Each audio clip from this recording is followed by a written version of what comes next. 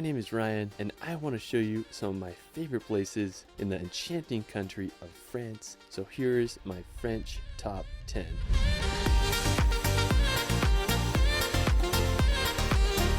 France is known all around the world for its endless history and jaw-dropping scenery. From the towering French Alps to the Mediterranean coast of the French Riviera, France has so much to offer. Let's start this video off at the picturesque city of Annecy. Now, Annecy is located at the foot of the Alps. It's famous for its medieval old town, and it's been nicknamed the Venice of the Alps thanks to its canals. Now, the city is just absolutely magical, but what I love about the region is Lake Annecy. It's known as one of the cleanest lakes in all of Europe, and I just love the surrounding mountains. I just can't think of a better place to enjoy on a hot summer day. Now, one of the crowning features of the area is the Château de Menthon Saint Bernard. The castle began construction back in the 13th century, and it's just hard to beat the view of this medieval castle.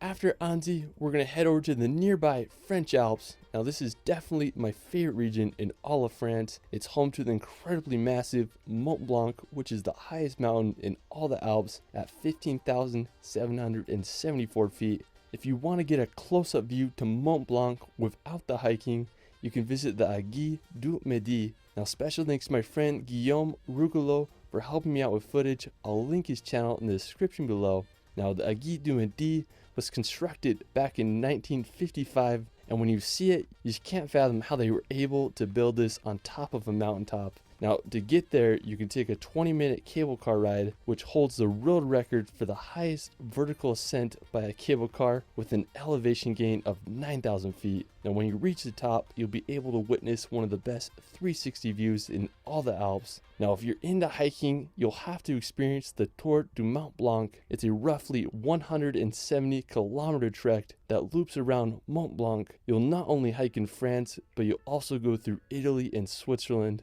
If you hike at a decent pace, you can expect to complete the loop in about 10 days. If I can travel to France this summer, I definitely want to attempt the Tour de Mont Blanc. Literally just looks like pure paradise out there. After the Alps, we're going to head over to the Alsace region. Now, located in eastern France, bordering Germany and Switzerland, the Alsace region is famous for its fairy tale cities, wine country, and rich history. Over the centuries, the region has alternated between French and German control, and today it represents a mix of those cultures. The capital of Alsace is Strasbourg. It's home to the formal seat of the European Parliament. Another enchanting city in the region is Colmar. Colmar looks like something straight out of a Disney movie. The city's old town is lined with timber, medieval buildings. I love the canal that runs throughout the city. It just adds to the magic of the place. If you want to escape the cities, you can experience the Alsace wine route. It's a 170-kilometer long route that passes through some of France's greatest wine country and picturesque towns. One of my favorites is the quaint village of Réquevier. It's believed to be the village that inspired the town from Beauty and the Beast. Even if you don't drink wine like me, it's impossible to not fall in love with this region of France. After, we're going to France's capital of Paris. Now, since the 17th century, Paris has been Europe's major center of finance, diplomacy, fashion, and the arts. Paris is one of the world's most visited cities, and with all its attractions and fascinating history, it's easy to see why. Paris's most recognizable attraction is the Eiffel Tower. It was built in 1889 for the World Fair. The Eiffel Tower is 324 meters high, which made it the tallest man-made structure in the world until 1930. You can take an elevator up there to get an incredible 360 panoramic view of all of Paris. Another popular attraction is the Louvre Museum. It's the world's largest art museum, and it's home to Da Vinci's Mona Lisa. You can also take a drive around the Arc de Triomphe or walk the grounds of the Palace of Versailles. And there's just so much to see in this grand city. If you want a road trip outside the capital, you can head to France's northern coast, visit the coastal town of Étretat. Located about 3 hours outside of Paris, Étretat is famous for its white cliffs and rock formations. One of the most well-known is the Falaise d'Aval Arch. It has such a unique shape. I guess you could say they are the French cousins of Old Hairy Rocks. While we're still on the coast, we're going to visit the magical island of Mont Saint-Michel. Now, located 1 kilometer off the coast of France, Mont Saint Michel is one of the most magical destinations in all of Europe. The island is full of small shops and homes, with a monastery perched on the top of the island's highest point. The construction of the monastery began in the 10th century and was finished in 1523. Due to its strategic position and dangerous changing tides, the island remained protected throughout history. Today, Mont Saint Michel is one of France's most popular tourist destinations. If you're ever in northern France or Paris, you really need to visit this magical island. After, we're going to head to the neighboring region of Brittany. दोस्तों, मैं आपके लिए पैसे कमाने के अलग अलग तरीके लेकर आता हूं, कभी किसी बिजनेस से या फिर कभी ऐप से।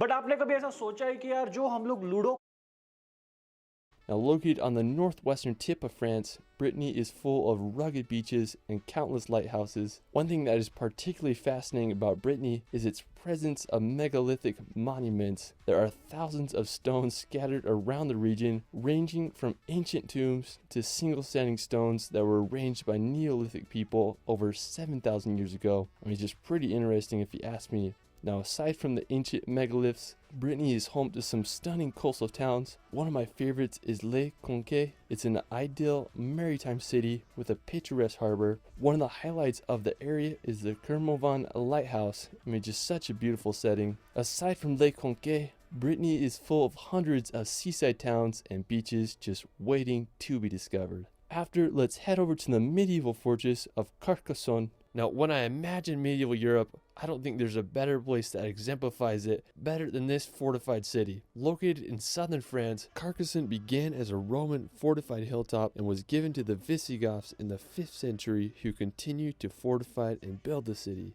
Throughout the centuries, Carcassonne proved to be an impregnable fortress as army after army failed to overtake the protected city. Today, the city consists of 53 towers that are protected by its 2 outer walls. It remains as one of Europe's greatest medieval gems. While we're still on the topic of medieval cities, we're going to head over to Uzes. Now, located about 2.5 hours from Carcassonne, Uzes is a small town with quite the medieval charm. What I love about Uzes is the Duke's Castle. It has such a unique look to it. The main tower with its 4 mini spire gives off medieval vibes. Now, while you're in Uzes, you can make the short 15-minute drive to the ancient Roman aqueduct Pont du Gard. It's over 2,000 years old and carried water over 50 kilometers to a Roman colony. It's the highest of all Roman aqueducts, and it's one of the most well preserved. Another nearby place to visit is Avignon. It's a stunning French medieval city full of intriguing architecture and history. After, we're going to head down to southern France to the French Riviera. Now, located on the southeast corner of France, I have to say that the French Riviera is home to some of the world's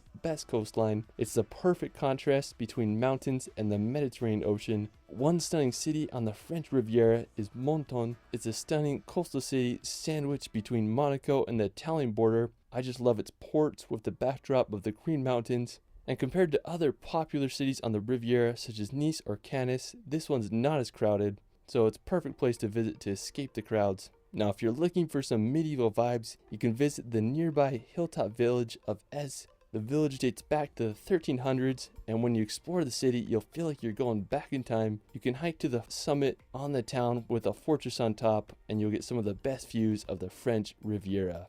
Well, that is it for my France top 10. I mean, there's just so many beautiful places that I couldn't cover in this video, so I'll have to do a part 2. Let me know where your favorite place is in France in the comments below. I also started a relaxation channel where I post hour-long films with calm music to bring some peace and nature in your life. I did one on France I think you'll enjoy. You can find me on TikTok and Instagram at shirley.films. It's Ryan, and we will see you later.